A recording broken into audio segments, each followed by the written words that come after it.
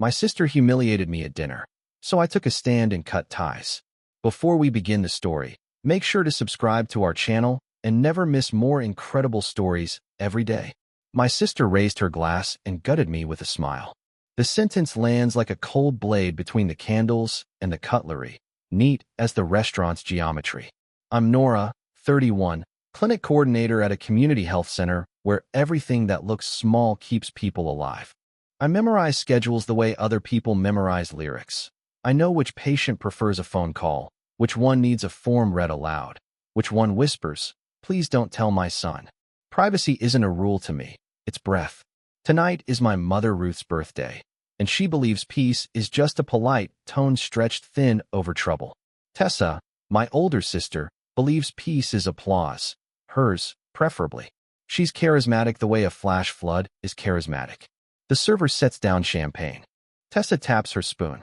"A toast," she sings, smiling wide enough to show every tooth. To Nora, who finally discovered her calling, collecting gossip and scheduling shots. Laughter slides around the table like oil on tile. And to her donor friend, she adds, glittering, who must be very generous. My ears ring. I meet Uncle Joel's eyes across the flicker.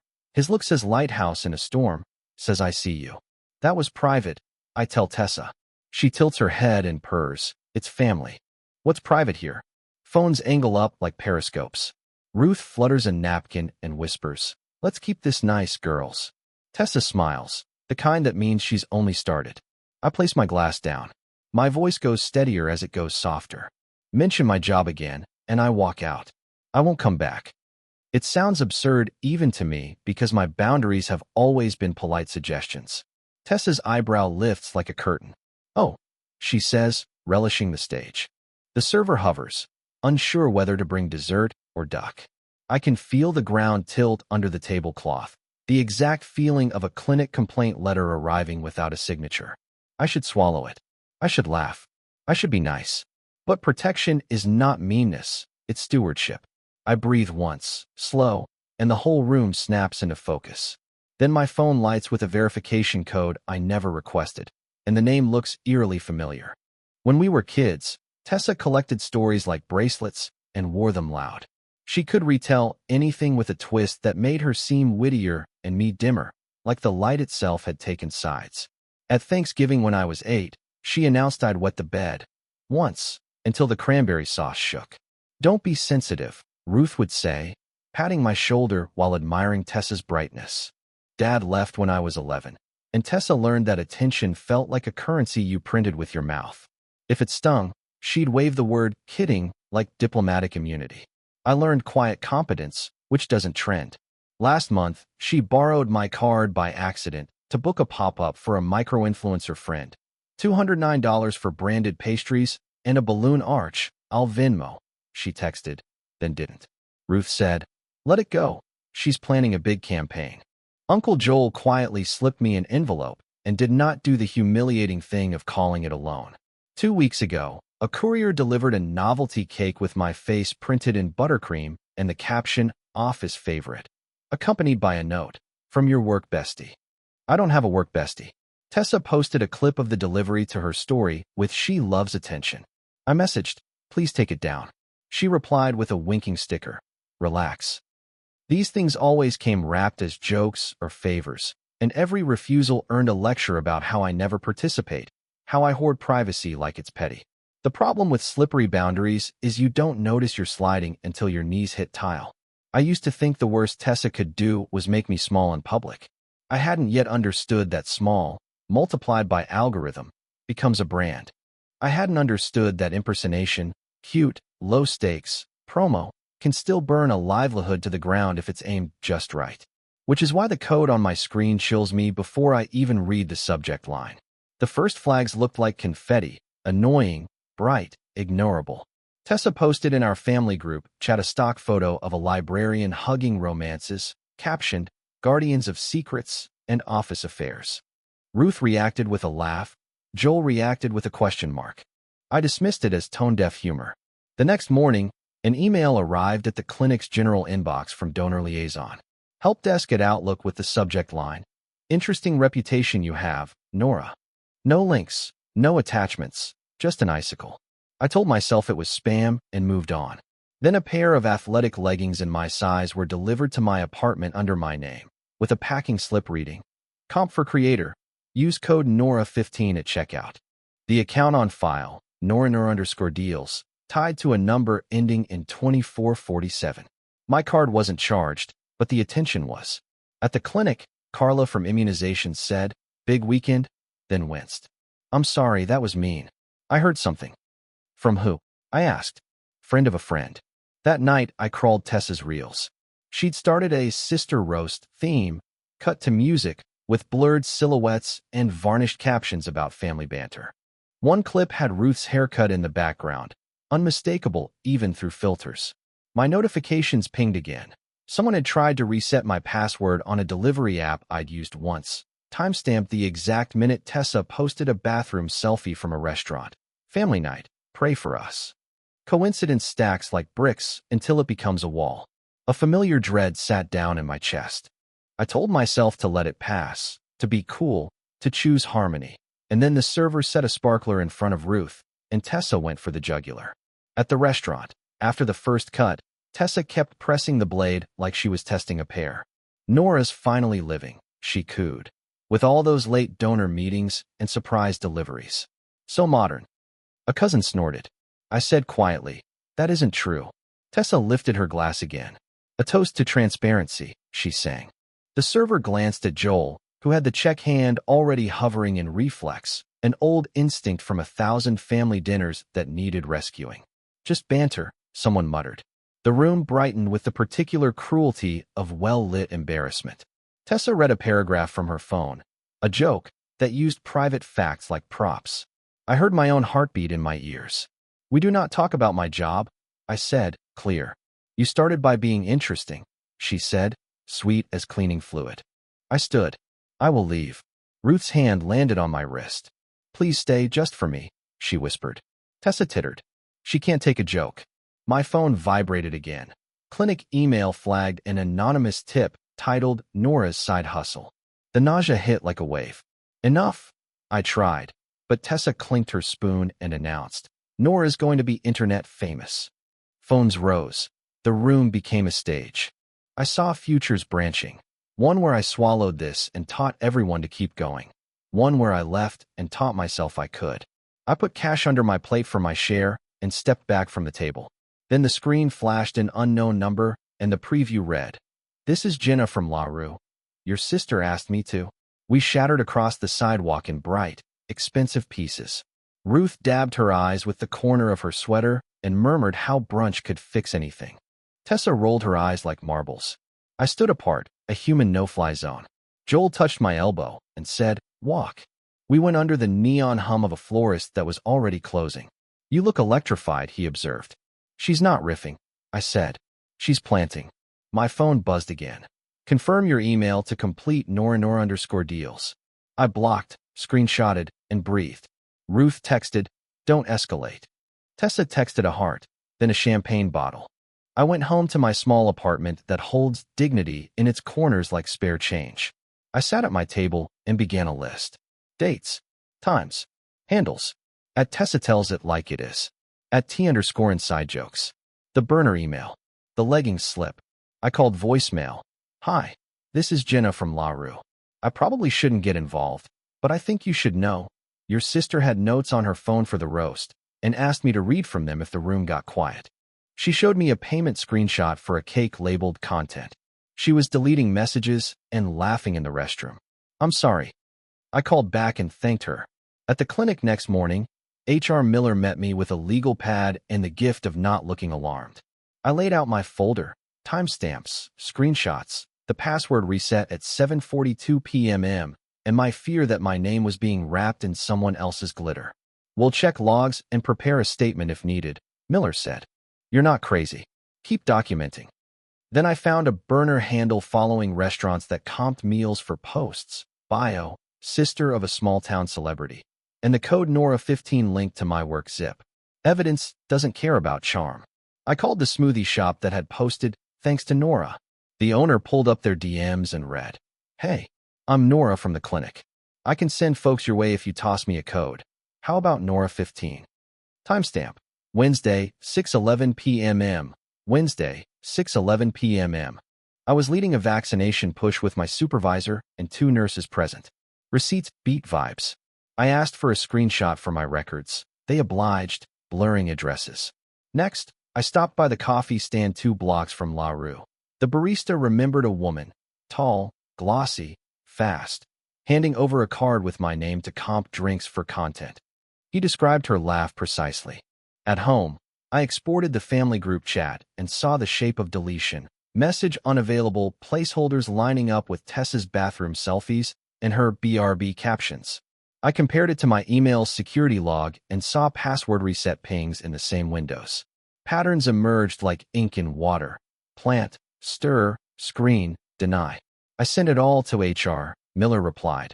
Clear impersonation indicators. We'll put a memo in your file today that your employment reputation is being targeted externally.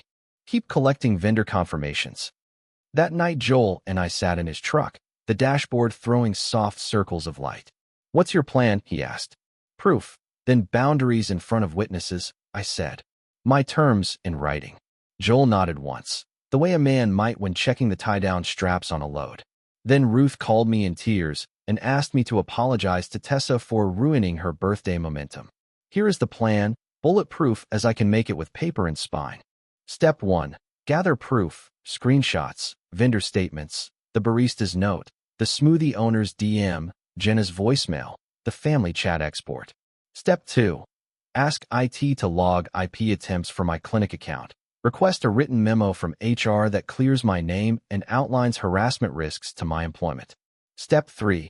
Propose a neutral meeting, community center conference room, 1 hour, agenda printed and shared in advance.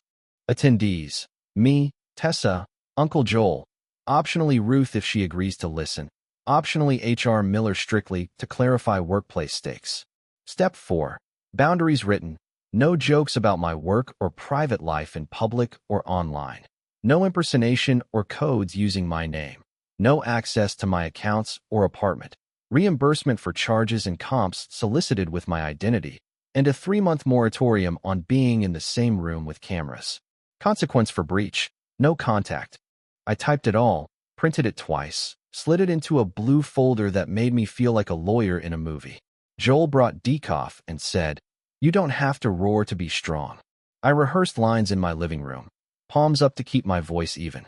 I emailed Tessa and Ruth the invite with bullet points and a polite subject line. Family conversation, clarity, and next steps. Tessa replied within 5 minutes with LOL. Then, I'll come if I can bring a friend. The love bomb arrived the next morning like a bakery box left on a stoop. Sissy, Tessa texted, attaching a photo of us at 7 and 10, gummy grins, crooked bangs, innocence preserved in pixels. Remember whispering under the blankets? A minute later Ruth chimed in. Don't make this official, you're sisters. I felt the tug of nostalgia, sugary and soft. Joel phoned at the exact right second. Question, he said. If a patient told you her sister was using her name to get freebies, what would you advise? Document and set boundaries, I said. Then don't abandon yourself, he said gently. At lunch, Tessa showed up at the clinic with a pastel bag of bath salts and a candle labeled calm. The note read, sorry if you felt embarrassed. Felt. I walked her to the door and said, level, please don't come to my workplace again without an appointment. She rolled her eyes. You're impossible. In the break room, Carla squeezed my hand. Proud of you, she whispered. Saturday at 2 p.m. we gathered in the community center room that smelled faintly of dry erase markers and lemon cleaner. Joel sat by the door. HR Miller placed a legal pad on the table and met nobody's gaze in particular, which was a gift. At 2:22, Tessa arrived in sunglasses, trailing a woman with a tripod peeking from her tote. This is Elle, she said breezy. Moral support. I said, no filming. She sighed, tapped her phone, and flipped it face down. Let's keep this respectful, Joel said, and I opened the blue folder. I started with facts, not feelings, because facts don't beg for permission. Wednesday, 6:11 p.m. DM to the smoothie shop from burner handle at T_inside jokes claiming to be me, offering clinic traffic in exchange for a code, proposing Nora 15, matching my work zip. I was verifiably in a staff huddle. Thursday, 7:42 p.m. Password reset pinged my delivery app at the exact minute Tessa posted a bathroom selfie from La Rue. Saturday, 7:03 p.m. Verification text for a creator profile on the same app while Tessa uploaded family dinner, send prayers. I played Jenna's voicemail on speaker. Her small, brave voice recounting the Nora roast. Use if bored, note in Tessa's phone. The payment screenshot for the cake labeled content, the bathroom deletions. I slid printed DMs across the laminate. Elle's grin evaporated. She looked suddenly like a person who had accidentally walked onto a live track. Tessa laughed. Too sharp, brittle as spun sugar. Everyone writes jokes, she said. And everyone loves a code. HR cleared their throat. Impersonation for benefit can constitute harassment when it jeopardizes employment reputation, Miller said evenly. We've documented an internal memo clearing Nora. Ruth's eyes shone with tears she wanted to use as spackle. Can't we just hug? She asked. I shook my head. Here are my boundaries, I said, sliding the second sheet forward. Respect my work and my private life in public and online. No using my name or image for comps or content. Reimburse the charges. No filming me without consent. If you agree and follow this for 3 months, we can reassess. Or what? Tessa asked, chin up, daring me. Or I go no contact, I said, and Joel didn't need to nod because I had already decided. The reveal wasn't a bang but a quiet, methodical ring. I mirrored my laptop to the room TV. Chat export with message unavailable, gaps mapped against Tessa's posts. Logs from my email security, the smoothie DM, the barista's note typed and signed. I read the total of the pastry pop-up, the cake, the drinks, $311. I placed a reimbursement note with a simple due date, 10 days from today. Elle finally spoke, voice small. Tess, this is bad brand hygiene, she said, the influencer dialect of morality. Tessa shot her a look that could curdle milk. Then Tessa tried the old pivot. Tears that came too fast and a gasp at how stressed she's been. I'm doing everything for Mom's birthday, she said. Nora never helps. She's so private, she might as well be rude. The tears flipped to ire. You think you're better because you're boring. I felt my anger rise and pass, like a fever that decides not to settle in. I think boundaries are better, I said. HR summarized calmly. Memo on file, workplace cleared, external impersonation documented. Ruth whispered, Honey, can't you just apologize to get things back on track? Joel's mouth compressed. He stacked the printed pages like tiny bricks. Tessa stared at the reimbursement note as if it might bite. Fine, she snapped. Send me your little bill. Her little laugh returned, jagged. You can't cancel family. I can cancel access, I said. And I will. After the meeting, the air felt like 3 a.m. Hospital corridors, hushed, fluorescent. Nobody sure how to speak without echoing. Tessa left first, dragging Elle in a wake of perfume and friction. Ruth hovered, wanting to be the bridge and the river at once. You know she's sensitive, she said. She's powerful, I answered. And careless. Joel walked me to my car. You did what you said you would, he said, a benediction. Online, small ripples appeared. A commenter beneath Tessa's reel wrote, Not cool to exploit family. Another asked, Is Nora 15 real? Tessa had comments and posted a quote about haters. It was almost funny, if you forget the part where my job could have been harmed. Loneliness arrived that night and sat on my couch like it paid rent. Boundaries don't throw you a party. They simply stop throwing you to the wolves. Monday, HR sent the internal memo with a simple line I read 3 times. Employee reputation targeted by third-party impersonation. No evidence of donor impropriety. Carla hugged me by the break room fridge. I blocked the burner handles and set 2-factor everywhere I could.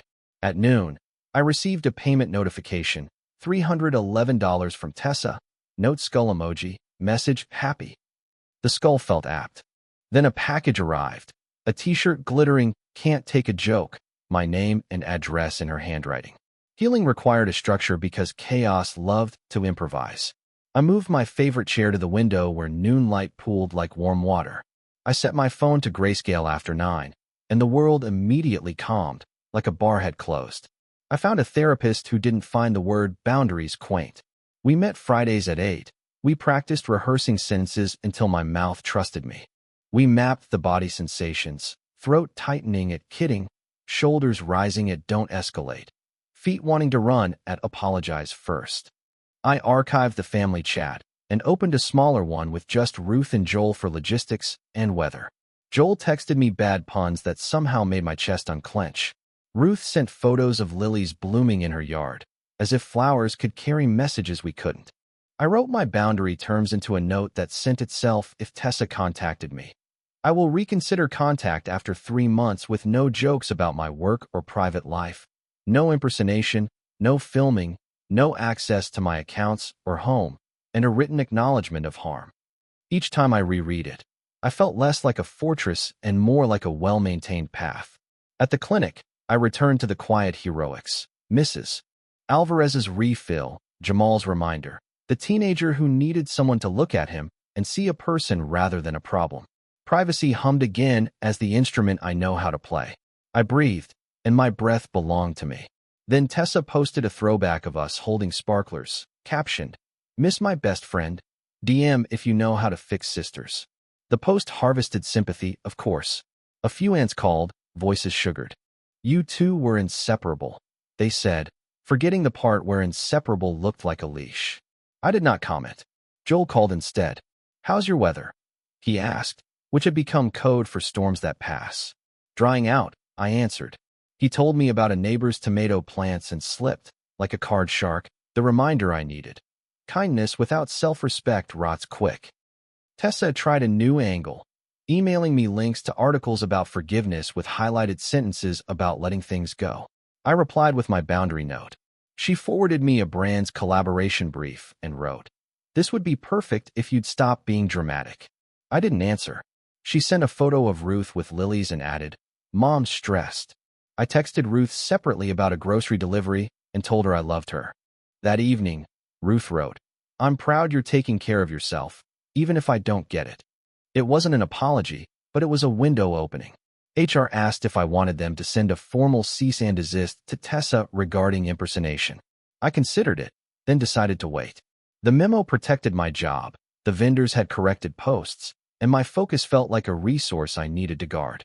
I baked banana bread with too many walnuts and brought slices to the clinic.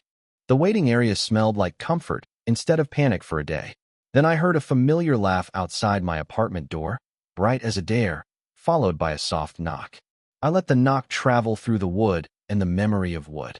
Then I looked through the peephole.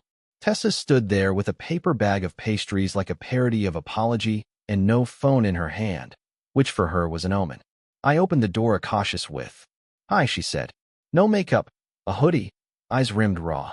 "I'm not filming," she added, and for the first time I believed her. She asked to come in. "We can talk in the hall," I said. She shifted weight, unsteady. "I brought your favorite," she said, lifting the bag like a white flag. I didn't smile. "You can leave them there." Silence spread between us, not hostile, just honest. She exhaled. "I messed up," she said, and the words looked awkward on her mouth, like a borrowed suit. "I liked the attention, and it got away from me. I made you a character and forgot you were a person." The apology wasn't florid. It was also not a performance. Maybe practice, maybe panic, maybe something like remorse. "I deleted the posts," she continued. "I emailed the vendors. I'll sign whatever HR wants. I miss my sister." I listened. Then I read my note out loud, the one I'd written for this exact moment, and placed a copy on the hallway table. 3 months, I said. No jokes, no impersonation, no filming, no access. Written acknowledgement of harm. After that, coffee, public place, daytime. Any breach resets the clock. She nodded, tears tracking down, not pretty. "I can do that," she whispered. "I hope you will," I said. She stepped back. "Will you take the pastries?" "I will," I said, "and I will not invite you in." The 3 months passed like careful steps across a creek. Stone, breath, stone. Tessa stayed off my name. The codes disappeared. The family chat remained quiet. Ruth sent lilies with a card that read, "Learning." Joel texted a photo of tomatoes victorious over deer. I went to work, came home, took up running at dawn, watched the city exhale and steam rising from manholes like soft ghosts. Every Friday, I told my therapist the small victories. I said no without explaining. I left my phone in another room. I made soup and did not photograph it. Nothing went viral, thank God. On a bright Saturday, 3 months to the day, I met Tessa at a coffee shop with big windows and too many plants. Joel sat at a table by the door reading a newspaper because he understands safety better than talk. Tessa arrived with a notebook, not a camera. She handed me a letter, printed and signed, that acknowledged harm in plain words without hedging. She didn't ask for forgiveness like a key. She asked for the chance to be reliable inside new rules. We talked for an hour. She didn't make a joke at my expense. I didn't bleed myself dry. We left with next steps. Monthly coffee, no family group dinners yet. Ruth to meet us for a walk next week. Elle not to be invited. That evening I stood at my window with a library book, and the neighborhood sang its ordinary song. Sirens far away, a dog insisting on joy, somebody practicing piano badly, determinedly. I thought about loyalty that doesn't cost you yourself, about how sometimes love is not a door you fling open, but a threshold you guard. If you are listening and your family calls your pain a joke, I want you to know you can choose respect without choosing war. Document dates and handles. Put terms in writing. Invite witnesses. Hold the line you draw. I closed my door gently, and for the first time in years, the quiet felt like home.